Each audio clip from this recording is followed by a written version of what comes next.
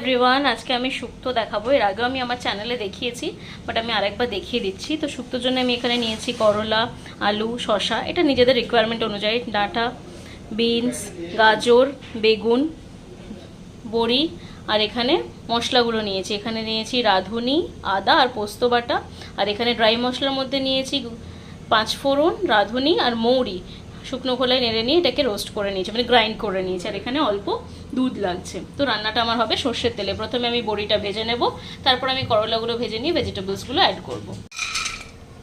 তেলটা গরম করতে দিয়ে দিয়েছি, এখানে আমি বড়িগুলো অ্যাড করে দিলাম। বড়িটা আমি ভেজে তুলে রেখেছি, এবার আমি করলাটা দিয়ে দিচ্ছি ভেজে নেওয়ার জন্য।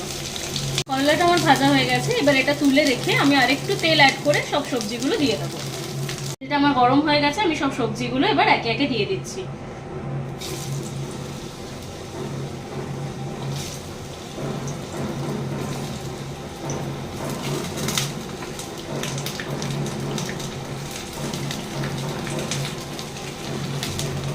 এটা খুব ভালো করে আমি ভেজে নেব। এই সময় আমি একটু নুনটা দিয়ে দেবো। তো ভাজা হয়ে গেলে আবার আপনাদের দেখাচ্ছি। এগুলো আমার ভাজা হয়ে গেছে, এবার আমি জল অ্যাড করে দিচ্ছি। আন্দাজ মতো জল দিয়ে দেবো। তাতে এবার আমি করলা যেটা আমি ফ্রাই করে রেখেছিলাম সেটাও অ্যাড করে দেবো। সেটাও আমি দিয়ে দিচ্ছি। বড়িটা আমি আরেকটু পরে দেবো। আমি নুনটা অলরেডি অ্যাড করে দিয়েছি, মিষ্টিটা আমি পরে দেবো। এবার এই সময় ঢাকা দিয়ে সবজিগুলোকে সেদ্ধ হতে দিতে হবে। এটা ঢাকা দিয়ে রেখেছিলাম, সবজিগুলো আমার মোটামুটি সেদ্ধ হয়ে গেছে। এবার যেটা রাঁধুনি, পোস্ত আর আদা বাটাটা আছে সেটা আমি দিয়ে দিচ্ছি। ভালো করে মিশিয়ে দেবো এটা।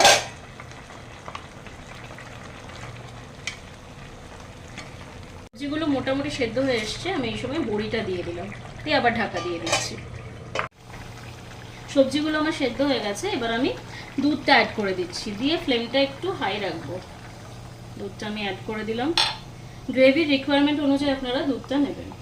এবার আমি ভালো মতো একটু ফুটিয়ে নেব। মিষ্টিটা আমি দিইনি, ওটা আমি লাস্টে অ্যাড করব। ঘি আর ওই মশলাটা আর মিষ্টিটা আমি একদম লাস্টে অ্যাড করব। এটা ভালো করে ফুটে যাক। এবার আমি 1 চামচ ঘিটা অ্যাড করে দিলাম, ভালো করে মিশিয়ে নেব। আমি এখানে ফার্স্টে যেটা দেখিয়েছিলাম যে ঘিটা আমি অ্যাড করে নিয়েছি, তো আমি গ্যাসের ফ্লেমটা অফ করে দিয়েছি। যেহেতু রান্নাটা আমাদের কমপ্লিট, এবার আমি মিষ্টিটা অ্যাড করছি। যেহেতু শুক্তো একটু মিষ্টি মিষ্টি হয়, আমি চিনির বদলে এখানে গুড়টা অ্যাড করে দিলাম। এবার আমি যে মশলাটা ড্রাই রোস্ট করে রেখেছিলাম সেটা অ্যাড করব। অল্প একটু ওপর থেকে সেটা আমি দিয়ে দিচ্ছি। তাহলে সানডে স্পেশাল শুক্তো আমাদের একদম রেডি।